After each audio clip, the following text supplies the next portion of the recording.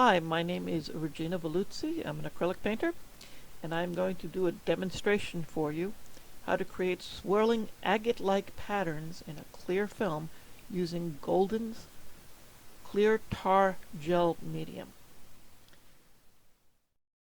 So the first thing we need is a surface to paint on. These are wooden panels which I prepared using Golden's GAC 100 medium to seal and prime the surface. Next, we have our clear tar gel medium. This is a viscoelastic honey-like liquid that dries crystal clear unless you add paint to it. Here, I've poured some of the clear tar gel into a deli container, which I'm going to use as a pouring cup. In order to get swirls of color inside the clear acrylic dry gel, we need to add some paint. These are zinc white and phthalo blue, both golden fluid acrylics. The fluid acrylics are well matched in viscosity to the clear tar gel and will create a nice even flow. Some of you may be following along at home and doing this while I'm doing the demo. So right here is a good place to pause because this is the materials that I'm using, and you might want to get them all together and organized and pause this before the actual video demo starts. So pause here and then start again if that's your. So you can see here we have clear tar gel. It's the milky liquid in this deli container here, sort of thick, and this container is smaller than that giant gallon jug, so it will give us a little more control over how it's poured. We have phthalo blue, which is a nice transparent pigment, and we have zinc white, which is also a fairly translucent pigment, and these will help us get nice clear layers where we can see deep into the film. And what we're going to do is basically put the colors into the tar gel so that they're surrounded by gel that will dry clear, and as we pour it out, it will create these swirling effects because the gel is viscoelastic. It's got a texture like shampoo, and it bounces, and that bounciness gives us all sorts of interesting properties. So first, let's start by adding some color. I'm going to add a little bit of phthalo blue in a spot here, and now I'm going to add some zinc white there, and maybe a little more zinc white so I can get more streamers of white to create nice frothiness.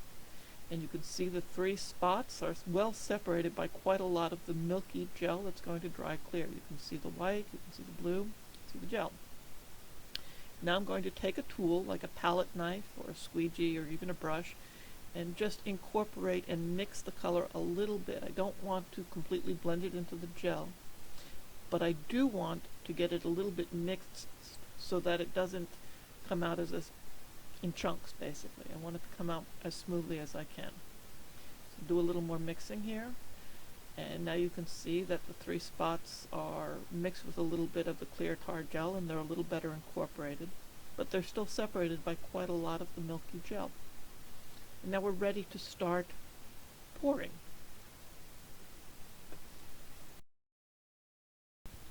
So the first thing that we do before we even start pouring, I like to just swirl the paint and gel around a little bit to just get it moving, make more of a streamer type shape, and to ensure that it's going to all come out in the stream and that I'm not going to leave behind a few of the spots, and that I get some nice even streamers. So that's what I'm doing right now. I'm swirling the paint a bit, getting it moving around, sort of extending those paint spots into more linear shapes before I pour them, and making sure that everything is going to pour together. Usually with the clear tar gel, because it is so thick and elastic, the first bit comes out as a big glop. You can try to catch that glop in a separate container, or scoop it off with a knife, or just start it off your surface on the floor or on paper or something. As you can see, as I move the pouring container back and forth, if I move it fairly quickly, I get fairly straight lines,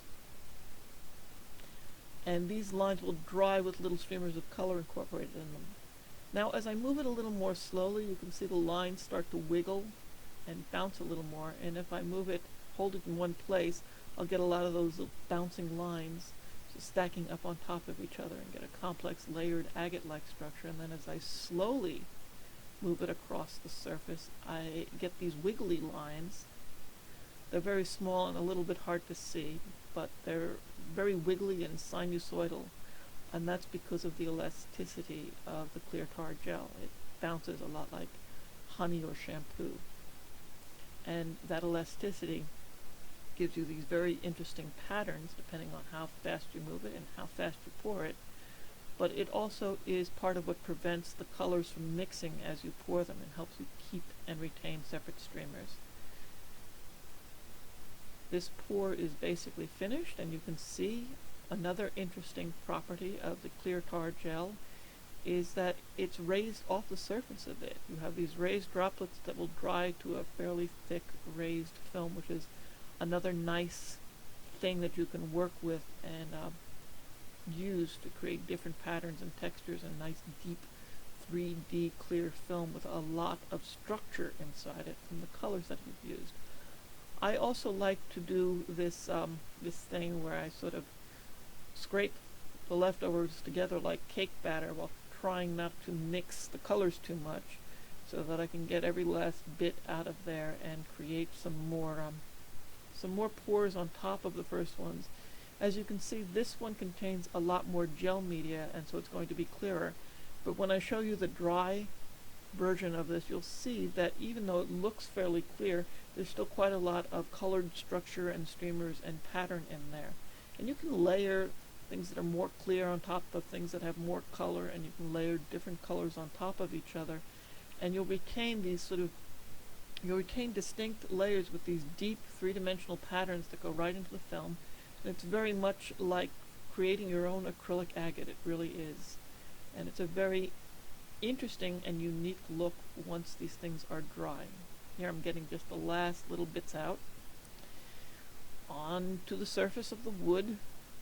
I like to use wood because I sometimes add other media on top, and some of them are heavy, and they don't break the canvas, but they do tend to pull on it a bit, and I don't like that. I like things to stay nice and flat. I like things to stay put where I put them. So here we are. We've finished with our container. I'll set the container aside, and you can see that there are all these raised stripes and areas, and already, even now, even with the tar gel still wet and milky, because of the hot lights that I'm using, you can start to see a little bit of texture and color and pattern developing in here, probably because the hot lights are drying off some of the tar gel.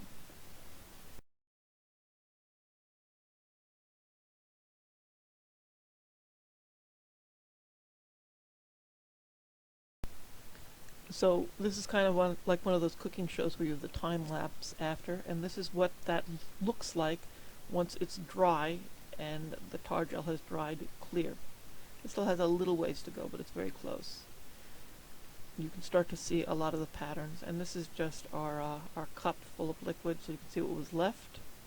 And now these are sequential images. This is right after I poured it. This is a little tiny bit after that, where you can start to see some of those patterns setting up. And this is what you get when it's completely dry. I also have a few close-ups and other still images so that you can see what this looks like in detail, and you can see the level of detail and the types of patterns that develop.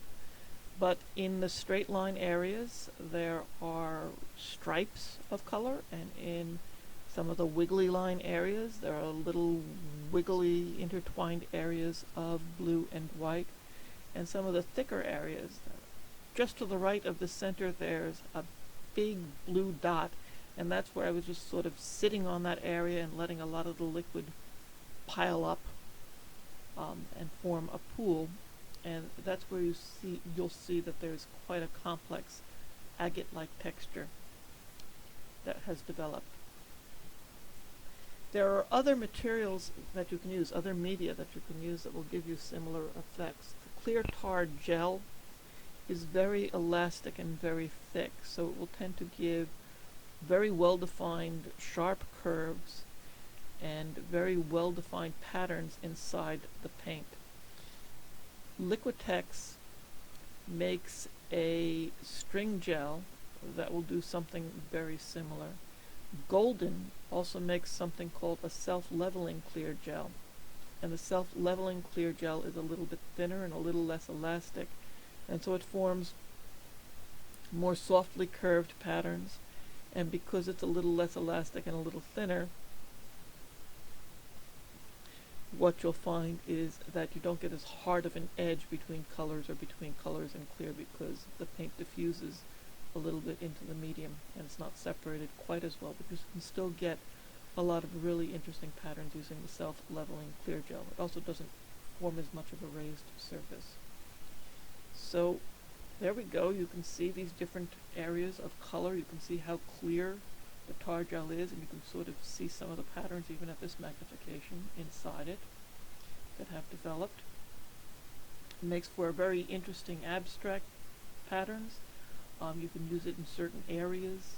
You can paint over it. You can sort of mask it out so that you're pouring it on top of something else, and it also makes for interesting naturalistic textures for things like seascapes or bark or other landscape painting features, and I've used it both ways to good effect. So this is this part, and now come the close-ups.